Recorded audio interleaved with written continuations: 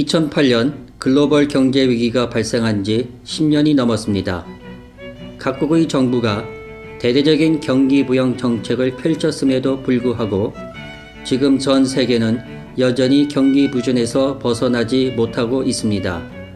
우리 경제는 물론 세계 경제가 과거의 호경기를 되찾으려면 어떤 정책적 노력을 하여야 할까요? 시장과 정부의 역할은 어떻게 재정립하여야 할까요? 대대적인 수요 부양 정책만으로 충분할까요? 아니면 공급 능력 확충을 위한 제도 개혁에 나서야 할까요?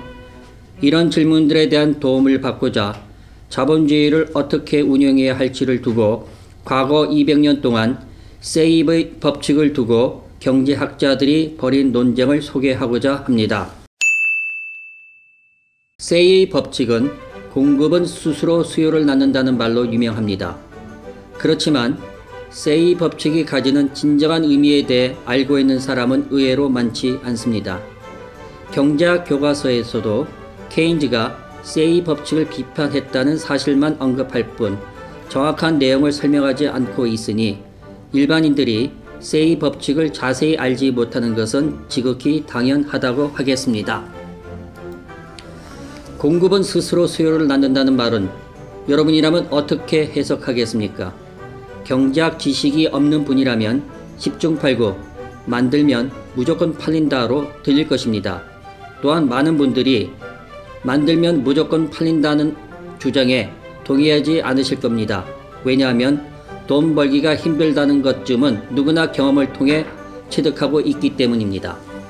그러면 세이 법칙은 말도 안 되는 주장에 불과한 것일까요? 그렇게 보기는 어렵습니다. 왜냐하면 세이 법칙은 대표적 극인 장 바프티스트 세이 이외에도 데이비드 리카르도, 제임스 밀 등 내노라 하는 유명한 고전파 경제학자들이 공유하는 경제관이었다는 점에서 그렇습니다. 그렇다면 세이 법칙이 가지는 진정한 의미는 무엇일까요? 세이 법칙의 진정한 의미는 개인적 차원의 문제가 아닌 국가 전체의 관점에서 바라볼 때 비로소 파악될 수 있습니다. 개인적으로는 물건을 만들더라도 수요가 없어 팔리지 않을 수 있습니다. 따라서 세이 법칙은 개인의 차원에서는 틀린 말입니다. 그러나 국가 전체의 문제로 시야를 돌리면 세이 법칙은 나름 말이 됩니다. 그 이유는 두 가지입니다. 첫 번째 이유는 자본주의적 생산 방식과 관련됩니다. 자본주의적 생산은 여러 과정을 거치게 됩니다. 기업은 생산에 앞서 공장 부지를 매입하고 일할 사람을 고용하고 기계를 사들이고 재료를 구매합니다. 그 결과 기업은 물건을 팔기 이전에 임금, 임대료, 기계 사용료 목적으로 비용을 지불해야 합니다. 따라서 한 기업의 생산 활동은 판매 여부와 관계없이 임대료, 임금, 재료비 등의 사전 지급을 통해 노동 공급과 재료 생산 활동에 대한 수요를 낳습니다. 기업주 개인은 판매 실패로 손해를 보지만 노동자나 재료 공급 업체 등 생산에 관여하는 모든 경제 주체들은 새로운 수요를 경험하게 됩니다. 지금까지 소개한 첫 번째 이유는 한 기업의 관점에서 바라본 것입니다. 두 번째 이유는 경제 내에 존재하는 모든 기업을 바라본 것입니다. 경제에는 수많은 기업이 생산 활동에 종사합니다. 그리고 치열한 경쟁 과정에서 판매를 하지 못해 손해를 보는 기업도 있지만 경쟁에서 이겨 많은 판매 수익을 거두는 기업도 있습니다. 경제가 정상적으로 돌아간다면 일부 판매에 실패한 기업이 있지만 대부분의 기업들은 생산이 판매로 이어진다고 할 수 있습니다. 따라서 경제 내 모든 기업들의 생산 활동을 모두 합치면 평균적으로 생산이 판매로 이어진다고 할 수 있습니다. 결국 세이 법칙에서 말하는 만들면 팔린다, 즉 공급은 스스로 수요를 낳는다는 의미는 생산 활동 각각에 적용되는 것이 아니라 경제 전체의 시각에서 평균적으로 적용되는 것이라 하겠습니다.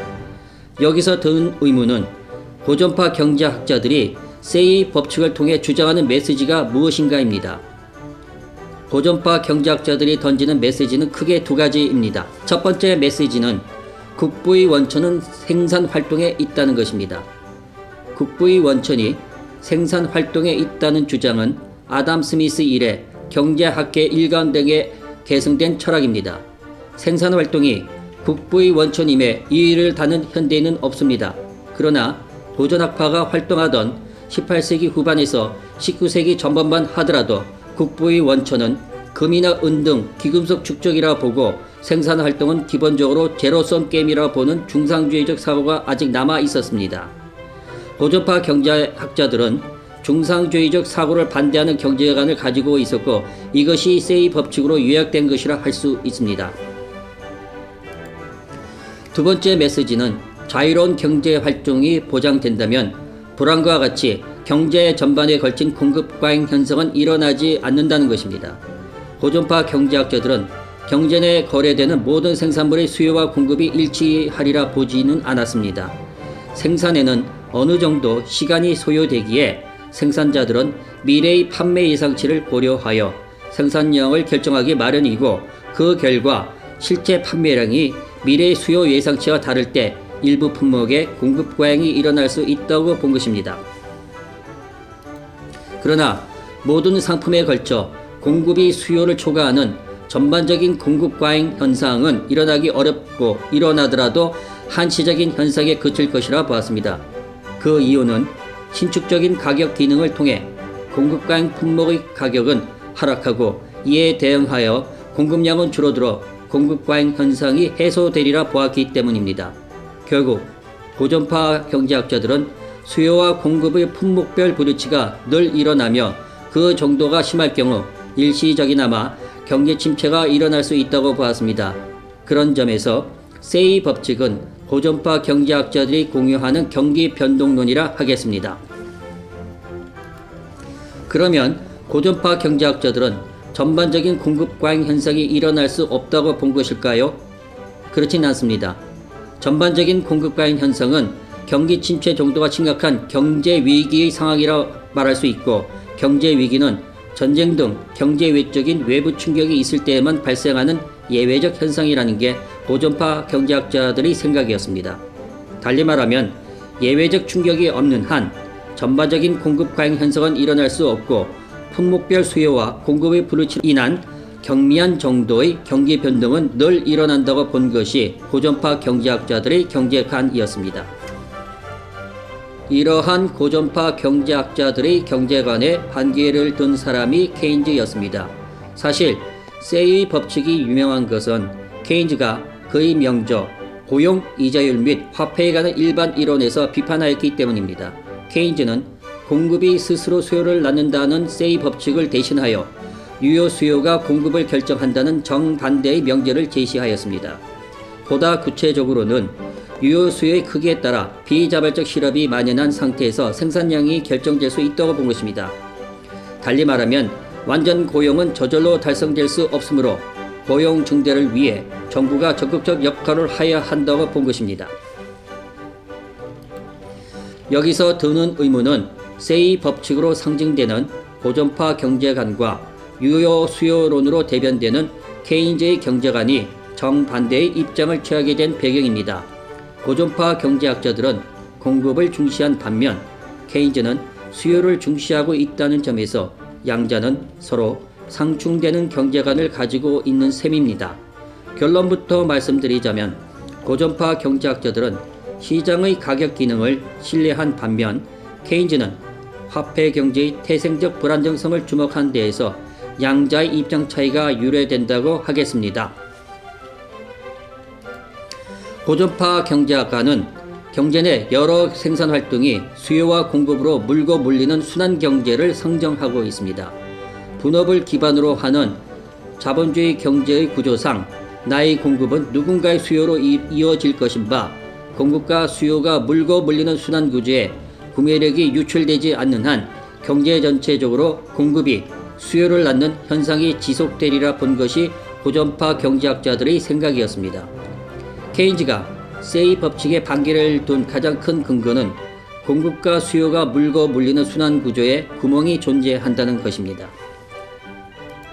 그러면 케인즈가 생각한 구멍은 무엇인가요? 케인즈가 생각한 구멍은 자본주의에서 화폐가 가지는 기능과 밀접한 관련이 있습니다. 고전파 경제학자들은 화폐의 교환 기능을 중시한 반면 케인즈는 화폐의 가치 저장 기능에 주목하였고 화폐의 가치 저장 탓에 수요와 공급이 물고 몰리는 순환 구조에 구멍이 발생할 수 있다고 본 것입니다. 이를 좀 더 부연 설명하면 다음과 같습니다. 화폐가 가치 저장 기능 없이 교환 기능만을 수행한다면 생산한 물건을 팔아 조달한 돈으로 다른 물건을 즉시 사기 마련입니다. 이 경우 공급과 수요가 물고 몰리는 순환 구조에서 구매력이 빠져나가는 구멍은 발생할 수 없습니다. 반면 화폐가 가치 저장 기능을 수행하는 경제에서는 생산한 물건을 팔아 돈을 조달하더라도 즉시 다른 물건을 살 이유는 없습니다. 다른 물건이 당장 필요하지 않아서 그럴 수도 있지만 경제 상황상 돈을 쥐고 있는 게 유리하여 그럴 수도 있습니다. 물건을 팔아 번 돈으로 다른 물건을 사기보다 돈으로 쥐고 있는 게 유리한 상황은 어떤 경우일까요? 디플레이션으로 돈의 가치가 올라갈 것으로 예상되어 가급적 소비 시기를 연기하는 게 낫거나 디플레이션 상황까지는 아니더라도 경기가 나빠 실물 투자의 위험성이 매우 높을 경우 대부분의 사람들은 구매력을 돈의 형태로 주고 있는 게 나을 것입니다. 이처럼 실물 활동 대신 구매력을 돈의 형태로 보유하는 현상을 호딩이라고 하는데 돈으로 호딩된 구매력이 많을수록 공급과 수요가 물고 몰리는 순환 구조의 구멍은 커지는 셈입니다.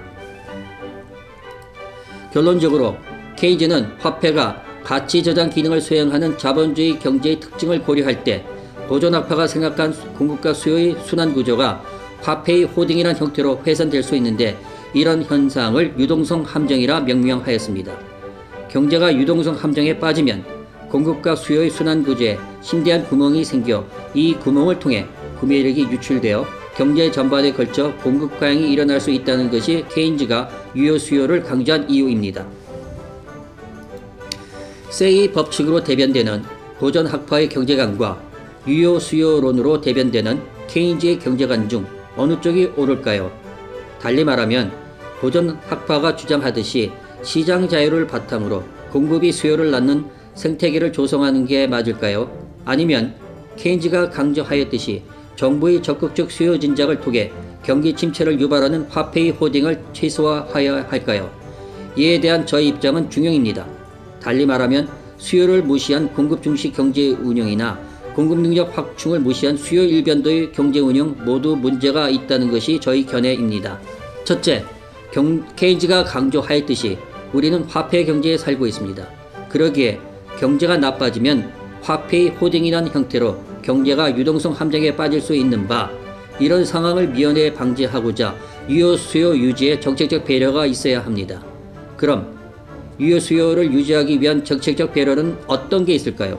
한 가지 예를 들면 소득 분배가 악화되지 않도록 하는 것입니다. 아무래도 부자에게 소득이 편중되면 돈이 없는 사람들의 소비는 제한될 수밖에 없고 그 결과 경제 전체의 수요는 감소할 것이기 때문입니다. 둘째, 공급 능력의 확충 없이 수요 촉진 정책만으로 경기를 지속적으로 살릴 수 없습니다. 확장적 통화 정책이나 재정 지출을 통해 수요를 일시적으로 늘릴 수 있을지는 모르지만 적절한 공급 정책이 없는 한 공급 능력 확충은 불가능합니다. 수요 중시 케인즈 이론은 산업 경쟁력이 최고인 미국과 같은 나라에서나 통용되는 이론입니다. 더욱이 글로벌 경쟁이 치열한 현실 경제에서 자국 제품의 경쟁력 문제를 무시할 수 있는 나라는 없습니다.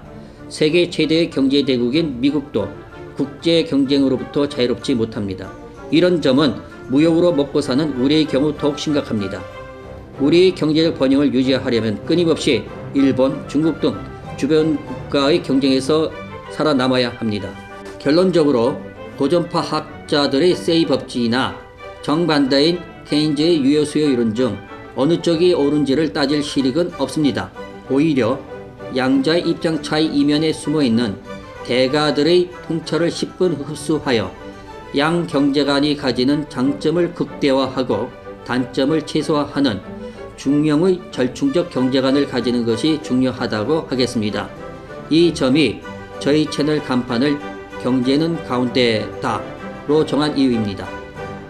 감사합니다.